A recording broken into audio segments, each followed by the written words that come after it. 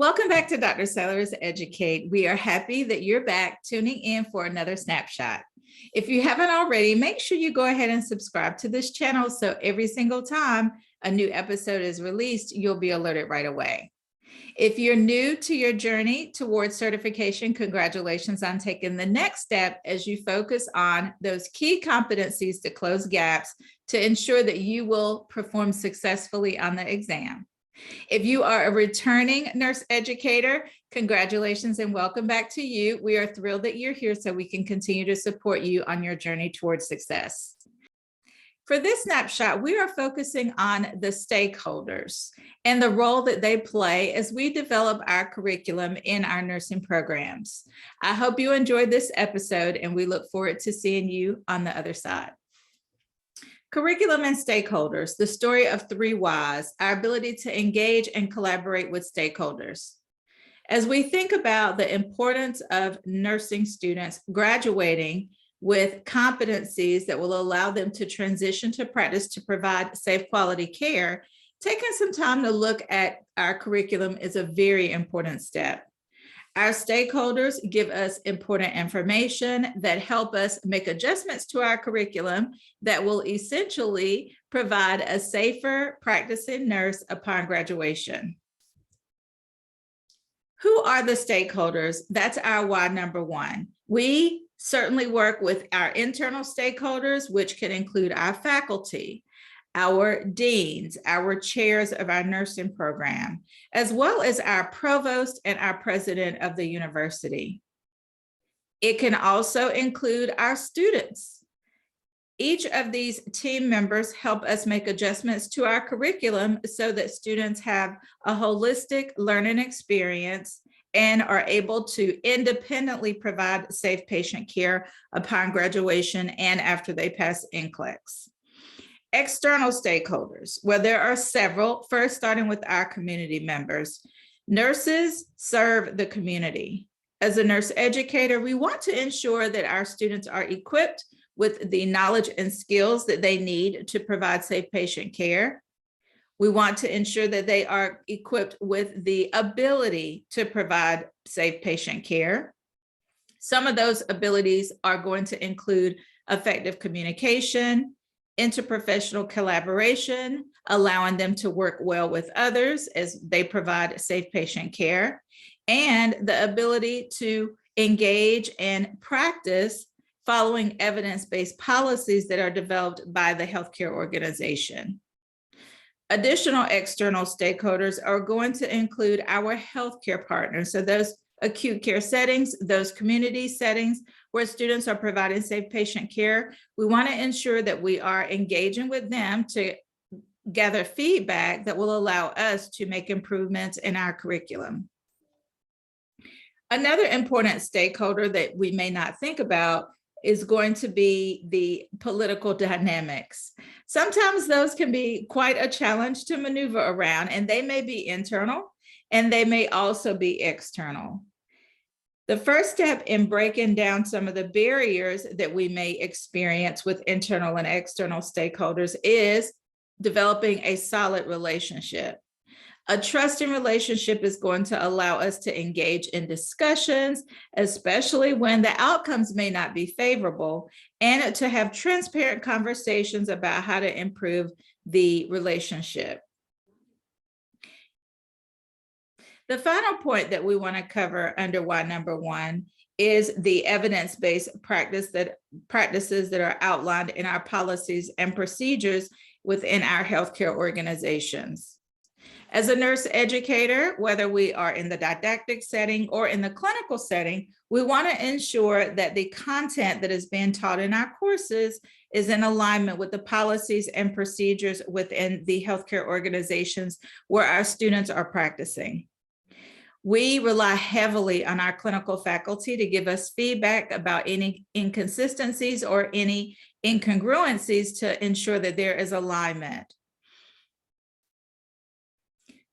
The success framework is one that will allow each of you to ensure that you are aligned with each of the components that will help you achieve success on the certification exam. So the three key components we want to point out as we go through our 3 whys in this snapshot is the foundation. Experience is the foundation. We recommend 3+ years of experience as a nurse educator. Now, it does not mean that NLN requires you to have 3 years of experience, because there's option A and option B that you can review to ensure that when you get ready to take your exam, you're going to meet the eligibility criteria. Okay, so first and foremost, you want to pause right here and take a look at those NLN options to ensure that you meet the minimum requirements to sit for the exam. The second recommendation for the resources that you should engage in include Dr. Caputi's review book, as well as Teaching and Nursing Billings and Halstead. Now, we recommend the 6th edition of Billings and Halstead and the 2nd edition of Dr. Caputi's review book, because those are the most current resources. We also have developed a study workbook that we highly recommend. So you may ask, what is the difference between the study workbook and the review book? Well, I'm glad you asked that question. That's an excellent question. As we have worked with nurse educators across the country, we understand that there's a gap in resources that are available. There has been a strong desire to have a true workbook that allows you to look at content, but also test you in specific areas, primarily those areas where nurse educators often have a gap. Okay, so those are the resources that we recommend as a start. And of course, you want to make sure that you have printed out the NLN candidate handbook for the exam that you're choosing to take. So NLN has one for CNE, they have one for CNE-CL, and one for novice as well. And then the third concept for success that is going to help anchor you on your journey is support. We here at Dr. Sellers Educate firmly believe that this has been a missing piece of the framework, and one that we are happy to provide as part of our services. So we have coaching, we have group coaching, and we also have one-on-one coaching. You can also take advantage of peer coaching with your colleagues that you may have right there at your university. Okay, so if you don't choose to work with us, we highly encourage you to seek out a peer that has been successful on the CNE exam. The group coaching that we provide is monthly. It's through a membership of $7 per month, and you can cancel it anytime. The other great thing about our group coaching is that we record every single session, so you're always able to go back and review any previous sessions.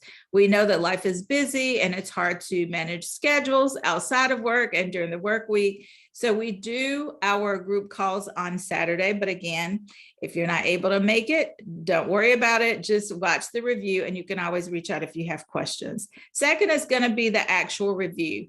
We now offer an in-person review, which we're super excited about, but we also offer the live review via Zoom. Our first in-person review will be in Greensboro, North Carolina on August the 5th. We hope to see you there or at one of our upcoming live reviews.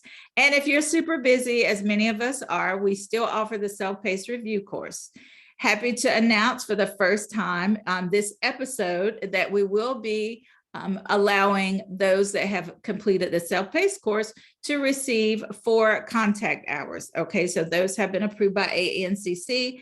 That update will come out later this week. If you listen to this when it's occurring on April 19th, 2022, you will see that later this week. If not, you probably have already reviewed it. So we're excited about that, because we know that we all are required to complete contact hours within our specific board of nursing. So that's going to help you have 4 less hours that you will have to worry about completing.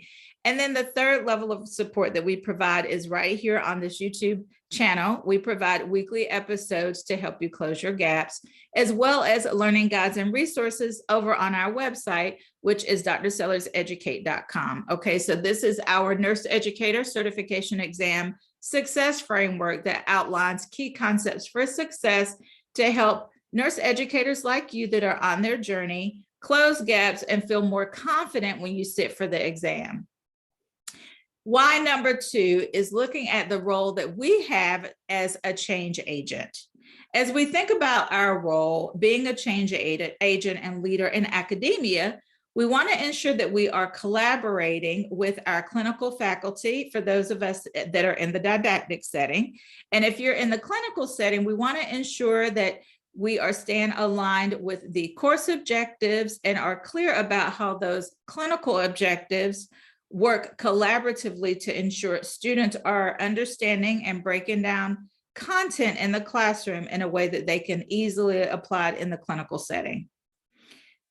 The second component related to our role as change agent is to be an advocate for nursing education. What do we mean by that? I'm glad you asked. It means speaking up as a clinical faculty member if you feel like there is misalignment or misunderstanding or a simple disconnect between students' abilities to perform in the clinical setting and their performance in the course. When we have students that are struggling to provide safe patient care, but they are performing well in the course, it can sometimes be a myth. It can be a myth that students are high performers when indeed they are struggling and they may have some gaps that we discover in the clinical setting that are not identified in the didactic setting.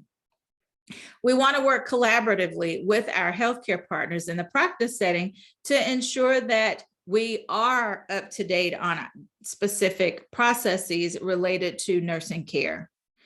We want to collaborate with our educators in the practice setting to work with them to close those gaps and to make changes in our program curricula as appropriate. Why number 3 is related to many of these components that are captured here. We want to ensure that our stakeholders' needs are being met. So when we think about the actions that we're taking, we want to ensure that they align with what the needs are in our community. It starts with outlining those objectives for our courses and ensure there is alignment with the clinical practice settings where our students are providing safe patient care.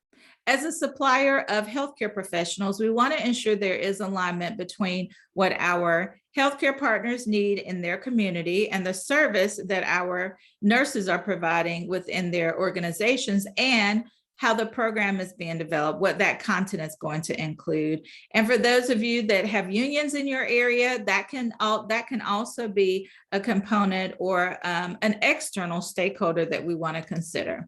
Okay, so as we wrap up, our third why is our community, right? We want to ensure that as we are teaching our students safe patient care practices, that we are being mindful about our overarching why, which is service to our community and the responsibility that we have to provide safe patient care to them.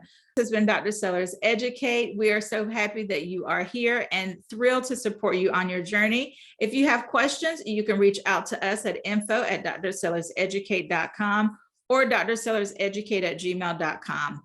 We hope that this episode has been helpful and we look forward to seeing you during the next episode. Have a great one, everybody.